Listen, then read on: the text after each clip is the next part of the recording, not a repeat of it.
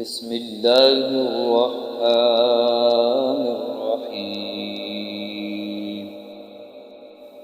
تبارك الذي بيده الملك وهو على كل شيء قدير الذي خلق الموت والحياة ليبلوكم أيكم أحسن عملا وهو العزيز الغفور الذي خلق 7 سماوات طباقا ما ترى في خلق الرحمن من تفاوت فارجع البصر هل ترى من فطور ثم ارجع البصر كرتين ينقلب إليك البصر خاسئا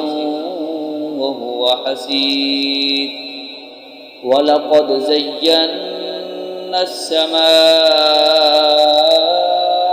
الدنيا بمصابيح وجعلناها رجوما للشياطين وأعتدنا لهم عذاب السعير وللذين كفروا بربهم عذاب جهنم وبئس المصير إذا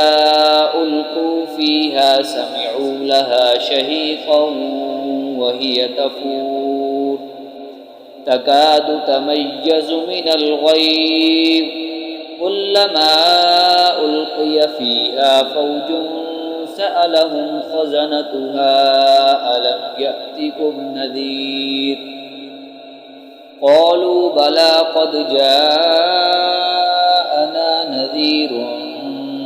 فكذبنا وقلنا ما نزل الله من شيء إن أنتم إلا في ضلال كبير وقالوا لو كنا نسمع أو نعقل ما كنا في أصحاب السعير فاعترفوا بذنبهم فسحقا لأصحاب السعير إن الذين يخشون ربهم بالغيب لهم مغفرة وأجر كبير وأسروا قولكم أو اجهروا به إنه عليم بذات الصدور ألا يعلم من خلق وهو اللطيف الخبير هو الذي جعل لكم الأرض ذلولا فامشوا في مناكبها وكلوا من رزقه وإليه النشور أأمنتم من في السماء أن يخسف بكم الأرض فإذا هي تمور أم أمنتم من في السماء أن يرسل عليكم حاصبا فستعلمون كيف نذير ولقد كذب الذين من قبلهم فكيف كان نكير أولم يروا إلى الطير فوقهم صافات ويقبض ما يمسكهن إلا الرحمن إنه بكل شيء بصير أمن هذا الذي هو جند لكم ينصركم من دون الرحمن إن الكافرون إلا في غرور أمن هذا الذي يرزقكم إن أمسك رزقه بل لجوا في عتب ونفور أفمن يمشي مكبا على وجهه أهدى أم من يمشي سويا على صراط مستقيم قل هو الذي أنشأكم وجعل لكم السمع والأبصار والأفئدة قليلا ما تشكرون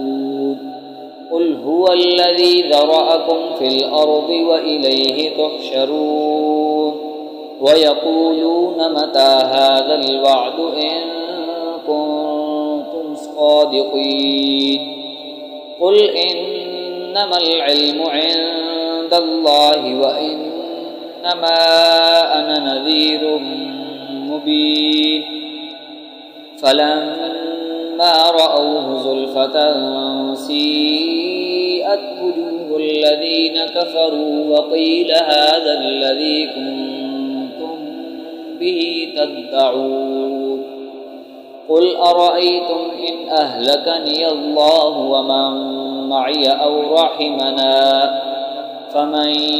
يجير الكافرين من عذاب أليم قل هو الرحمن آمنا به وعليه توكلنا فستعلمون من هو في ضلال مبين قل أرأيتم إن أصبح ماؤكم غورا فمن يأتيكم بماء